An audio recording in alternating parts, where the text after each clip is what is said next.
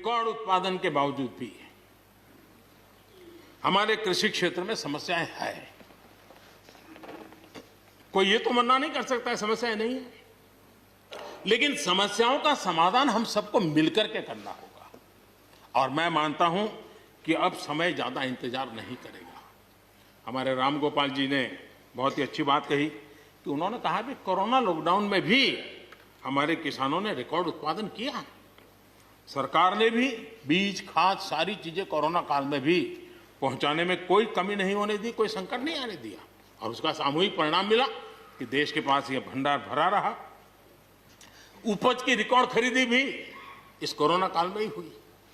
तो मैं समझता हूं कि हमने नए नए उपाय खोज करके आगे बढ़ना होगा। और जैसा मैंने कहा,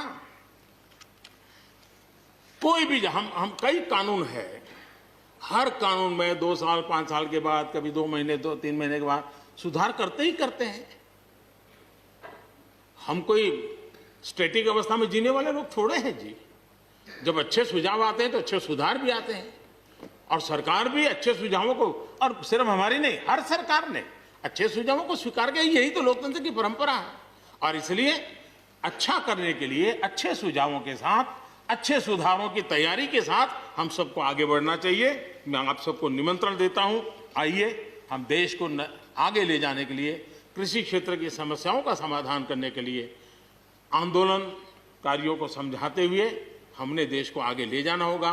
हो सकता है कि शायद आज नहीं तो कल जो भी यहाँ होगा, किसी न किसी को ये काम करना ही पड़ेगा। आज मैंने किया है, गालियां मेरे खाते में जाने दो, लेकिन इस अच्छा करने में आप जुड़ जाओ। बुरा हो मेरे खाते में, अच्छा हो आपके खाते में, आओ मिलकर के चले।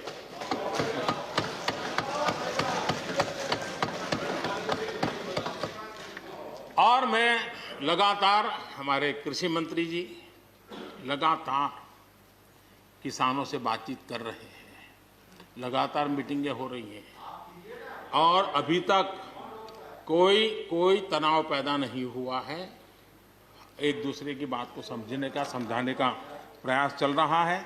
और हम लगातार आंदोलन से जुड़े लोगों से प्रार्थना करते हैं कि आप आंदोलन करना आपका हक है, लेकिन इस प्रकार से बुजुर्ग लोग वहाँ बैठे, ये ठीक नहीं है। आप उनको सबको ले जाइए, आप आंदोलन को खत्म कीजिए। आगे बढ़ने के लिए मिल बैठ करके चर्चा करेंगे, रास्ता खुले है।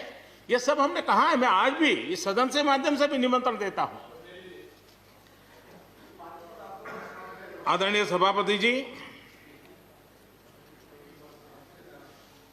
ये बात निश्चित है, हमारी खेती को खुशहाल बनाने के लिए फैसले लेने का ये समय है। इस समय को हमने गंवा नहीं देना चाहिए। हमें आगे बढ़ना चाहिए, देश को पीछे नहीं ले जाना चाहिए। पक्ष हो, विपक्ष हो, आंदोलनरत साथी हो, इन सुधारों को हमने मौका देना चाहिए, और एक बार देखना चाहिए कि इस परिवर्तन से हमें लाभ होता है कि नहीं होता है।